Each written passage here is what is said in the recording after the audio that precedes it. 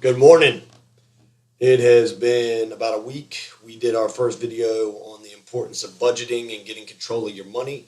Now we're going to do part two, which is going to be tools to help you stay on track. Um, there's a lot of tools out there. A lot of people use things like legal pads, as I've got here, that keeps track of everything that I schedule. But even though I have it linked to my cell phone and linked to my computer and everything kind of interlinks, I still keep hard copies of things and back up the backup. But when it comes down to budgeting, there's a little bit of a difference.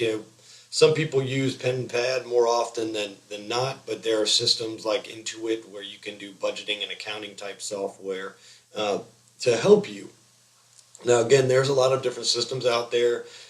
There are two great companies I'd like to help give you some tools on. One I'm personally using, it's called Personal Capital. Now, again, this is Personal Capital. There is an app for your phone. You can actually sign on. You can Google this company. What this company will do is it will actually take your bank information, your 401k. It'll take any accounts that you have and it'll link it all together on this one system.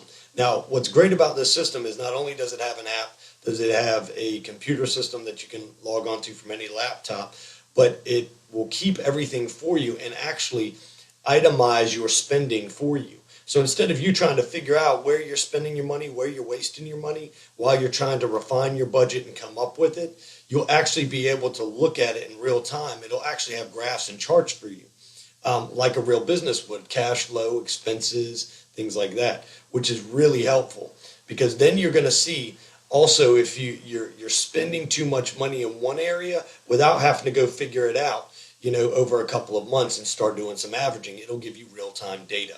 Now, this is important to you so that you cannot spend so much time, racking your brain on how to do this. The other reason it's important is that it will force you to face reality, which is the number one thing when it comes to budgeting and setting that goal we talked about in the first video and sticking to it. Because really the hardest part from here becomes maintaining this and then constantly pivoting and adjusting so that you can execute that plan to get to your goal. And you're going to have different phases. Maybe the first part of your goal is to get out of debt. Well, you're going to be able to see it live in real time here with Personal Capital and again, show different graphs and charts, but it'll help you also reallocate funds accordingly, show you where you should save, maybe give you some ideas also on what you could do with your 401k to set up your retirement a little bit better. It's got a lot of tools to it. Now, there's another company called Mint. This is a similar type company, but again, go do your research on the two companies. These are two very important tools when it comes down to one, sticking to your goal like we told you, and then creating that budget and then also maintaining it as you go through.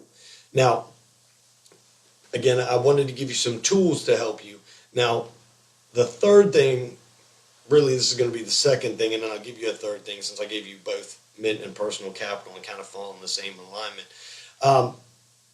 It's going to be loosen up a little bit, but also get strict a little bit. Now, I know that's going to sound conflicting to some of you. I want to say, look, your budget is different from the next person's budget, and your circumstances are different from the next person's. You cannot try to keep up with the Joneses. So loosen up a little bit. The thing that goes wrong with most of us is that we spend so much time trying to impress people that we don't need to impress. They're not going to pay our bills for us. They're not going to be there when it comes down to needing financial help because they probably need some sort of financial help on their own. Now, again, some of you may have parents or friends that are better off, so on and so forth, but those wells run dry. So you need to really start prepping yourself. But again, kind of keep it loose and understanding that you and everybody else out there is going to be constantly a work in progress. That's me included. I'm constantly working on this every day. But I want to pass along knowledge to you and everybody else because I want you to do better. And also, I think there's a collective knowledge we can tap into that'll help each one of us, grow quicker and faster if we are all sharing this information rather than trying to hold it back like there's some big secret. The next thing I'll say with it and what I meant by discipline and kind of tighten it up a little bit is that, really adjust your thinking on what you really need. There's a saying, and this might be harmful to some of you, but I grew up with it with my dad, so I'm going to say it is as my dad would say it to me when I was younger, and I always used to say, hey, I wanted things. He used to tell me you can want in one hand and you can shit in the other and see which one fills up quicker. Now, some of you might say that makes zero sense, but it makes a hell of a lot of sense to me today, because you can want a lot of things, but you don't really need them. You know, you need food and water, you need shelter, you need clothing, but do you need, the Michael Kors, the Coach? Do you need the brand new Nikes, the Jordans? No, you don't. Who gives a crap? They're not investments, they're not assets. And in fact, if you realized how much it costs to make Jordans, and then realize what you paid, you realize you're getting robbed. This goes back to, my first video where I said, do your research. Understand what you're spending money on, what actually has the value of it. And you can get a lot more for your money and not spend as much money. This will be an integral part of your budgeting and also maintaining it going forward. Now, the last thing I'm going to leave you with, and then, again, I'm going to continue on this series of videos and give you little tips chunk by chunk so that you can kind of make these adjustments and then ask me questions. Again, like it, share it, send this out, because you want other people to be informed, but also I want to improve these videos for you and give you more information and others more information to help you develop more, but also it will help me develop more on what I can do and maybe be hindsight and kind of a mirror for myself on how to continue to make some adjustments, or maybe gives me that brilliant idea that helps everybody. Now, the last thing that I'll say on this is try not to get outside influence from your friends and family on what you should or shouldn't do. This is a real key part.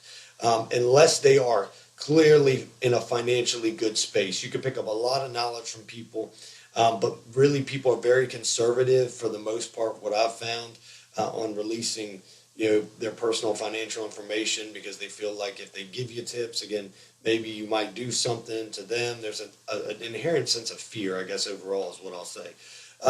But keep in mind that there's a way to ask, and if you need help, more people are likely to help, but they're not necessarily going to give all their secrets away. But be very careful on what you're going to do as far as taking advice from people. If somebody lives with their grandmother and drives a Lexus, they have no financial understanding, because clearly they wouldn't be in that position. Also, if everybody that is worried about going out to the bars on Friday, Saturday nights and wasting hundreds of dollars on bar tabs trying to impress women, most of them live in apartments, don't own their own things, and have loans out the wazoo. Don't take advice from them. Take advice from people that are in better financial positions than you. And it's no harm to these other people. Again, they're learning like all of us learn, and every day I've constantly got to read, I've constantly got to adjust, I'm constantly looking at my personal capital, I'm constantly looking at my business. I've got a lot to look at, but every day that I look at it gives me new ideas, new understandings, and new refinements that need to be made. So I adjust on the dime. Now, again, last little quick couple of tips. Look at it at first every day, track your spending, then look at it every week once you get comfortable with it. And then every couple of weeks. You want to still stay on it probably every couple of weeks for the first year. Excuse me, I'm having the hiccups, trying to hold it back. But stay on track for the first week. Then the second week, see how well you did at adjusting in the first week. And if you're not doing very good, keep on every day making adjustments. And then from there, as you plan accordingly, get out there. Now, again, I left you with a mark. If you need more help, look to books, research, Robert Kiyosaki, Dave Ramsey. You can watch videos on this material, just like what I'm doing now. But then you can also go to financial advisors. Go to Fidelity, go to Charles Schwab, go to accountants, local CPA groups. Get in there and talk to other business owners. See what they're doing financially, because a lot of business owners are financially responsible. That's not to say all are, but make sure, do your research, ask the right questions. Now, share this out.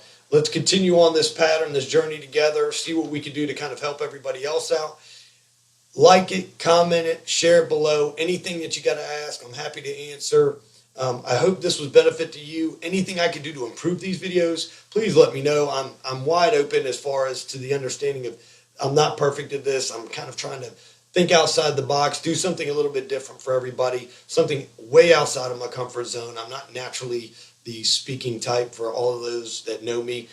Shout out to my boy Demetrius. I know you're watching this stuff, seeing it and making good laughs and jokes. And then shout out to my team of people that work with me daily, Leighton, Tabitha, Chuck. Y'all do great, on my team. Y'all have helped me kind of be the catalyst for this. And shout out to my wife as well. She is the one that's pressed me to help more and more people out in a different way and get outside of my comfort zone. So I hope you enjoy it. I hope this is helpful in the smallest, tiniest little bit of way, or maybe the biggest of ways. But again, please comment, share below, anything I can do to help. I'm happy to do so. And until then, enjoy your October and be safe out there. Thank you.